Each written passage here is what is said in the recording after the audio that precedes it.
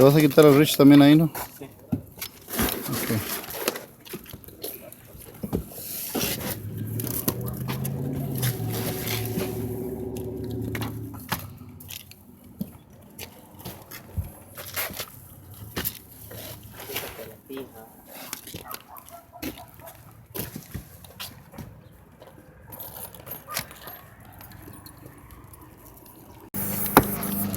A quick tip when you're joining a piece of new torch to a flat roof, either cap sheet or any type of flat roof.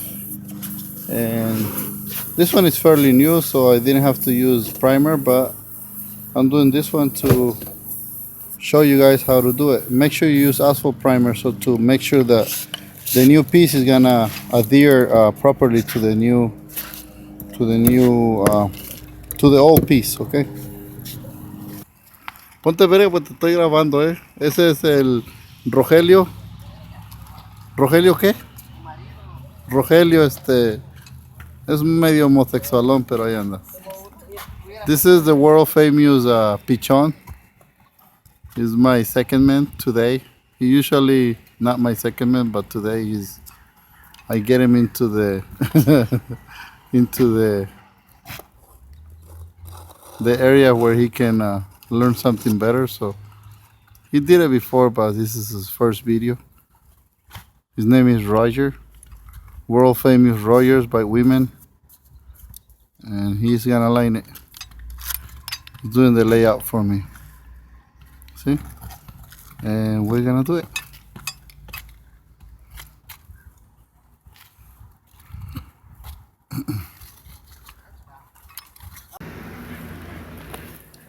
This is how I fixed the roof right here. This is what I do different. I usually, when I do shingles, I overlap my torch on top of the other shingle like this. These guys, they just cut the torch right here, and then they left this this gap between the shingles and they overlap the shingles on this side, and then they put the ridge on top. I do it the other way. I just overlap the shingles. I overlap the torch on top of the shingles, and then I put my ridge cap on top like this. But anyway, everybody has their own ideas, and I respect their knowledge, but sometimes, thanks to jobs like this, I learn a lot, and I learn not to do this kind of mistakes. Hopefully you guys like it. And right here I'm gonna put a scupper through here. You see it? I made the opening. I'm gonna shoot the water that way, and that's gonna be the end of it.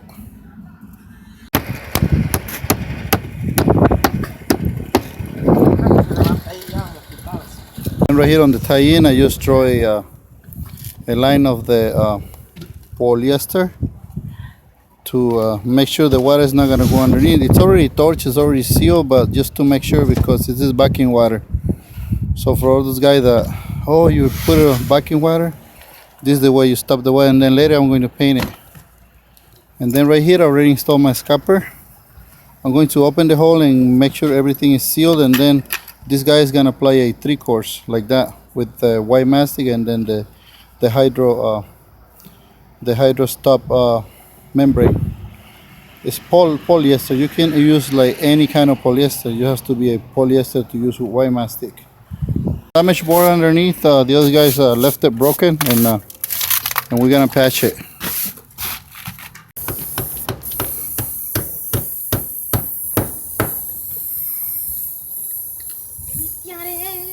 Con mucho cuidado en las orillas, güey. And then we primer the old materials to make sure the new material is gonna adhere properly. And then that's it. We sit it on top. And then we put the new piece on top, and then we roll it back, and then we torch it. This is what I did. I cut the wall, and then I installed the base flashing. Okay, because before it used to have a bunch of roof cement, and it looks ugly, so I'm gonna install a counter flashing. Also install a new scupper over there. I installed a new scupper here. Then tomorrow I'm gonna put a downspout, so it's gonna shoot the water this way. This is the top portion. This is where they used to have a water leak. It was coming from the from the corner because these guys, they didn't overlap the torch down on top of the shingles. And also over there on that drain, they used to have a water leak.